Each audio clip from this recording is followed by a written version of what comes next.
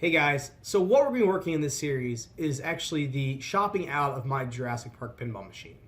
So I'm still relatively new to the hobby, only been in it for a couple of years, but Jurassic Park was actually one of the machines that I remembered as a kid growing up in my local arcade. So when it came time and I started to kind of dive deeper into the pinball hobby, pinball repair, pinball restoration, Jurassic Park was always on my list of one of the machines that I wanted to own.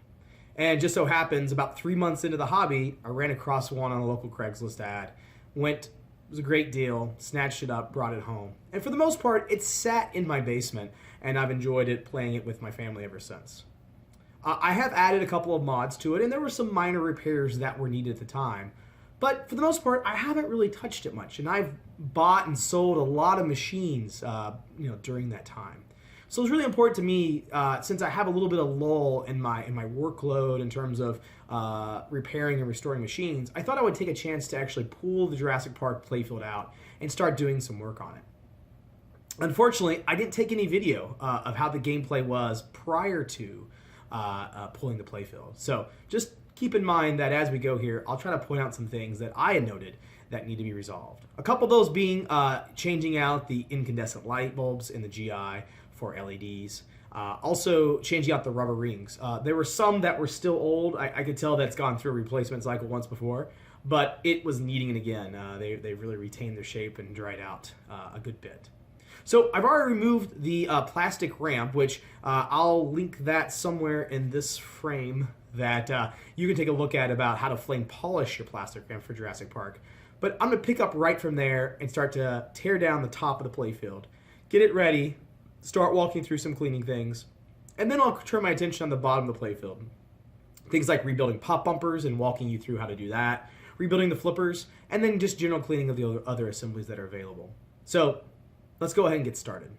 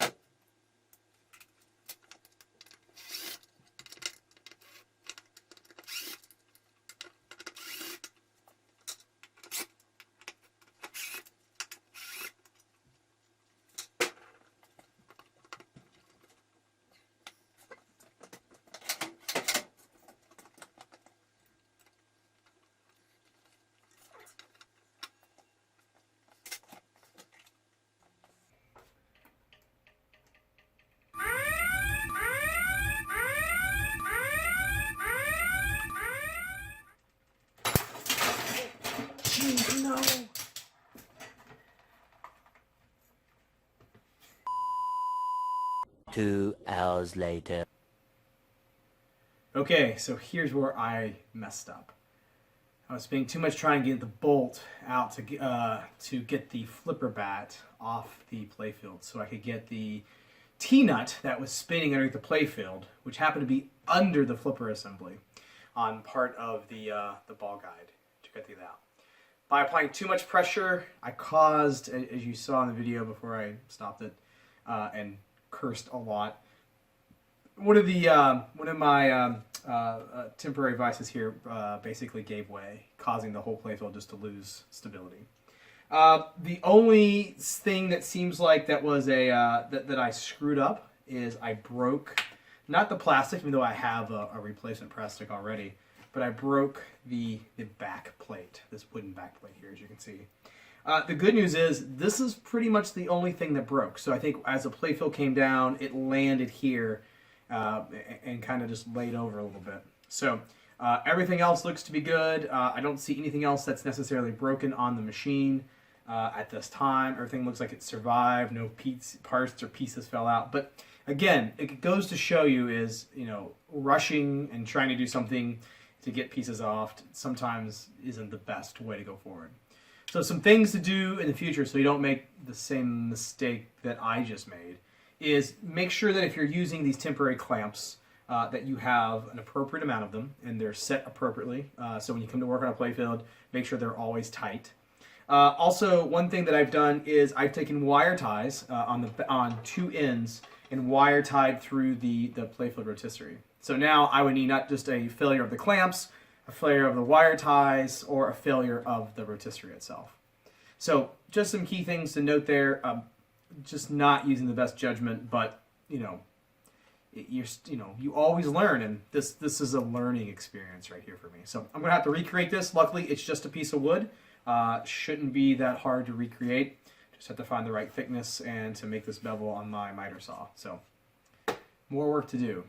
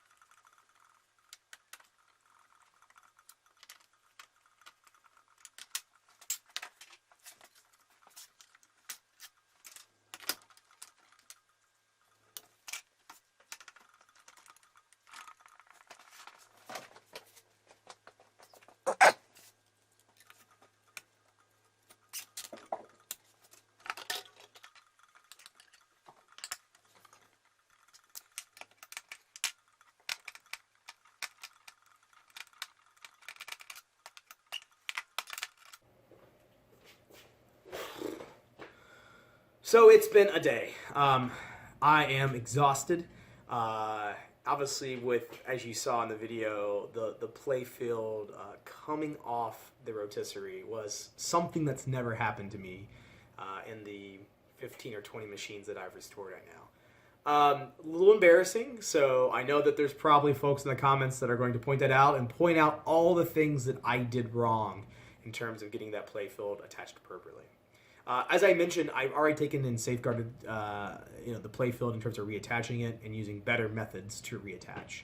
So take this as a lesson for me, someone who, even though knows a lot, sometimes you get sloppy and you make mistakes. So what we're going to be working on is I've got a couple of things that are left to go on that are still attached to the top of the Playfield that I need to get off. Some of those being the JP Amber in the back of the Playfield. For those who may not know, is that there's not a quick connect for that. So you actually have to go underneath the Playfield and actually do a little bit of desoldering to pull those wires off to get it off and get that major plastic next to the T-Rex off. So I'll get that off. I'll do another couple of small things to get off. But what I'll do is I'll pick up in part 2 with running out of time today. It's already dark as midnight outside. So we'll pick up part 2. We'll complete those pieces. We'll start some of the cleaning processes in terms of how I clean my parts using an ultrasonic cleaner, tumblers, buffer, and polishing wheels. And we'll start to kind of get into maybe some of the lower level or the bottom of the Playfield things like your pop bumper and start some reassemblies. So again, have any questions for me, please leave them below and look forward to our next video. See you guys next time.